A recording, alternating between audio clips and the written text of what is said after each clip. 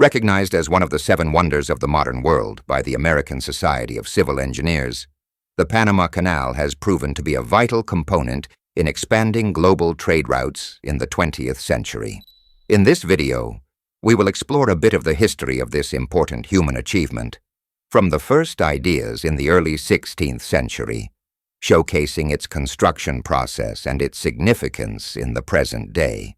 The idea of the Panama Canal dates back to 1513, when the Spanish explorer Vasco Núñez de Balboa crossed the Isthmus of Panama for the first time, reaching the Pacific Ocean, which he named the South Sea. Upon crossing the Isthmus of Panama, Vasco Núñez de Balboa realized that the Atlantic and Pacific Oceans were separated by this narrow strip of land. Then King Charles I of Spain, recognizing that this region was an excellent place to dig a water passage connecting the 2 oceans, called upon his regional governor, Pedro Arias Dávila, to explore a route along the Chagres River. However, due to the mountainous terrain of the region, the task of building a canal connecting the 2 oceans was considered impossible at the time. Nonetheless, the idea of establishing a shortcut between the 2 oceans remained tempting, as the only alternative back then was the fearsome Strait of Magellan at the southern tip of the American continent, considered one of the most difficult navigation routes in the world. To establish a transatlantic system, Pedro Arias Dávila developed routes over the years, such as the Camino Real and Camino de Cruces, connecting the cities of Panama on the Pacific Ocean to Nombre de Dios and Portobelo on the Atlantic Ocean. For many years, this region served as a shortcut for transporting goods from one ocean to the other. However, the difficulty of having to unload cargo on one side of the isthmus, transport it through rugged terrain via ox-drawn carts, and load it again on the other side led to several proposals for the construction of a canal by European colonizers over time. However, due to a lack of technology for the project, this idea lost momentum over time. But in the early 19th century, the idea of a canal in Central America was revived when the Spanish government authorized the construction of a canal and the establishment of a company to build it. Between 1850 and 1875, several surveys were conducted, indicating that the 2 best routes were one through Panama and another through Nicaragua, along with a third route through the Isthmus of Tehuantepec in Mexico. After the completion of the Suez Canal in Egypt in 1869, France believed that a project to connect the Atlantic and Pacific Oceans, requiring only 40% of the length of the Suez Canal, could be accomplished with little difficulty. Thus, in 1876, the Universal Interoceanic Canal Company of Panama was established to carry out the construction, with the project led by the French diplomat Ferdinand Lesseps, who was responsible for the construction of the Suez Canal. In March 1878, this company obtained an exclusive 15-year concession from the Colombian government to build a canal through the Isthmus of Panama, as this region belonged to Colombia at that time. Lesseps's enthusiastic leadership and his reputation as the man who built the Suez Canal persuaded speculators and ordinary citizens to invest nearly $400 million in the project. However, constructing the Suez Canal was simply a trench dug in a sandy desert, presenting no significant challenges, which was very different from the Panama Canal, which would have to be built in a mountainous region that, at some points, reached heights of 361 feet. Then, in May 1879, the International Congress of Interoceanic Canal Studies was convened at the Geographical Society in Paris, formed by 136 delegates from 26 countries, of whom 42 were engineers. Despite controversies, they opted for a sea-level canal, believing the project could be completed as easily as the Suez Canal. The project cost was estimated by the Congress at about $214 million. The proposed canal would have a uniform depth of 29.5 feet, a bottom width of 72 feet, and a surface width of 90 feet, with a dam to control flooding from the Chagres River. So on January 1st, 1881, the construction of the Panama Canal began, and on January 22nd, excavation work started near the city of Gamboa. The French quickly understood the monumental challenge they faced. In addition to the incessant rains causing severe landslides, there were no effective means to combat the spread of yellow fever and malaria. The dense forest was filled with poisonous snakes, spiders, and insects, compounded by the combination of humid tropical rainforests and debilitating weather. Despite the project attracting skilled and well-paid engineers, it was very difficult to keep them on the job due to the diseases. By 1885, it became clear to many workers that building a sea-level canal was impractical, and that a raised canal with locks was the most ideal solution. However, Ferdinand Lesseps insisted on not altering the course of the project, and the excavations continued until 1887. In that year, the rising mortality rates, which reached over 200 per month, along with financial problems, frequent flooding, and landslides, indicated that the project was in serious trouble. From that moment on, a new construction plan was adopted, and the project continued until May 15, 1889, when the company went bankrupt and the project was suspended. After 8 years of work, only 2/5 of the canal had been completed, $234 million had already been spent, and 22,000 workers had died during the construction. The collapse of the company was a scandal in France, and some project officials were prosecuted, including Gustave Eiffel, the famous French engineer known for designing the Eiffel Tower. Ferdinand Lesseps and his son were found guilty of embezzling funds and sentenced to 5 years in prison. But this sentence was overturned, and Ferdinand ended up not being imprisoned. In 1894, a second French company called the New Panama Canal Company was created to take over the project. A maximum workforce of 3,600 workers was employed to fulfill the terms of the concession, operate the Panama Railway, and maintain the equipment in good condition.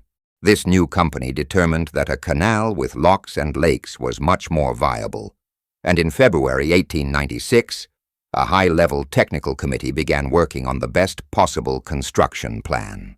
On November 16, 1898, the design for the new canal was presented, suggesting a lock canal with 2 elevated lakes and 8 sets of locks, as well as the damming of the Chagres River to control flooding and generate electricity.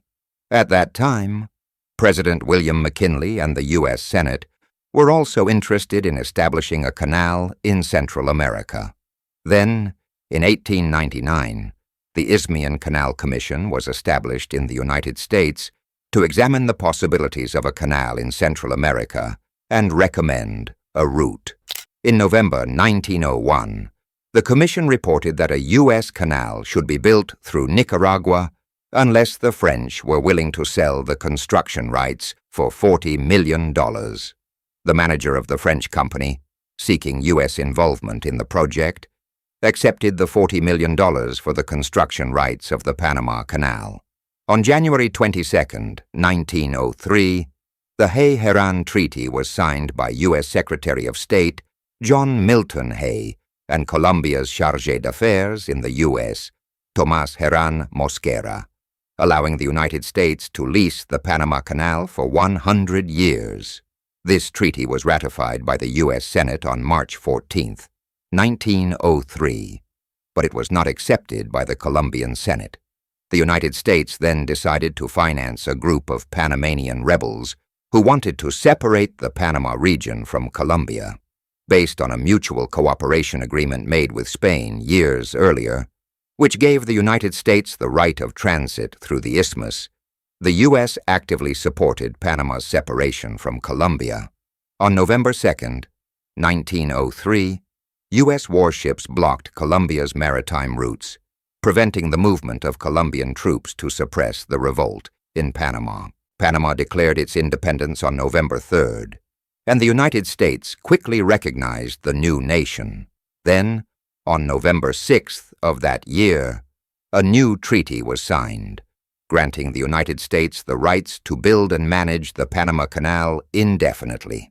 However, due to misleading wording in Article 22 of the contract, it was interpreted as a lease for 99 years, which later became a diplomatic issue between the United States, Panama, and Colombia. On May 4, 1904, the United States formally assumed control of the Panama Canal property, and the Panama Canal Zone was established, over which the United States exercised sovereignty. Engineer John Findlay Wallace was appointed chief engineer of the project and ended up inheriting a depleted workforce from the French, as well as infrastructure and many pieces of equipment in poor condition. This led him to resign in 1905, and civil engineer John Frank Stevens was appointed in his place, quickly improving the infrastructure to better accommodate the workers and provide them with a minimum level of safety and comfort. Stevens's plan involved a canal using a lock system to raise and lower ships from a large reservoir 85 feet above sea level.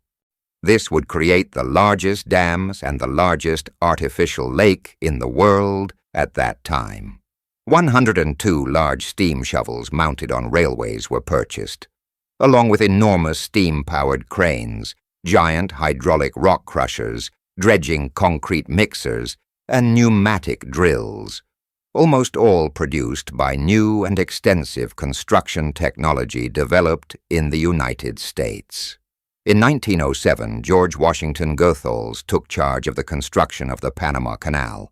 On October 10, 1913, President Woodrow Wilson sent a signal from the White House via telegraph that triggered the explosion of the Gamboa Dike, thus flooding the Panama Canal and joining the Atlantic and Pacific Oceans. George Washington Goethals oversaw the construction of the canal until its successful completion in 1914, 2 years ahead of schedule, which was set for June 10, 1916. A floating crane built in 1887 crossed the canal from the Atlantic Ocean in stages during construction, reaching the Pacific Ocean on January 7, 1914. It became the first motorized vessel to make the crossing, 401 years after the Isthmus of Panama was first crossed by land by Europeans. The construction of the Panama Canal required the excavation of 13 million cubic meters of material by the Americans, in addition to the 23 million that had already been removed by the French. Even after all the safety measures implemented during the project, around 5,600 workers died from diseases or accidents during the construction phase under U.S. command. In its first year of operation, about 1,000 vessels crossed the Panama Canal. In the 1930s, water supply became a problem for the canal, leading to the construction of another dam on the Chagres River, above Gatun Lake. This dam was completed in 1935, creating Alajuela Lake, which provides additional water storage for the canal. In 1939, improvements began on the canal with the implementation of a new set of locks, large enough for the largest U.S. warships to pass through. After World War II, relations between Panama and the United States began to become increasingly strained, as many Panamanians argued that the Panama Canal Zone rightfully belonged to Panama. Protests led to the blockade of the canal and an increase in military presence in the region. This unrest resulted in the deaths of about 20 Panamanians and 5 American soldiers on January 9, 1964, and this day is remembered in Panama as Martyrs' Day. In 1974, negotiations for an agreement began, and on September 7, 1977, the Torrijos-Carter Treaties were signed by U.S. President Jimmy Carter and Panamanian leader Omar Torrijos, guaranteeing that control of the Panama Canal would be transferred to Panama in 1999, ending U.S. control. Then on December 31, 1999, the Panama Canal Authority, an agency of the Panamanian government, took command of the waterway. In September 2010, the Panama Canal welcomed its 1 millionth vessel. In 2019, the Panama Canal achieved a record revenue of $3.3 billion. And in 2022, more than 14,000 vessels crossed the canal, which continues to be Panama's main source of revenue. And that was the story of the Panama Canal, this fantastic and challenging work of humanity.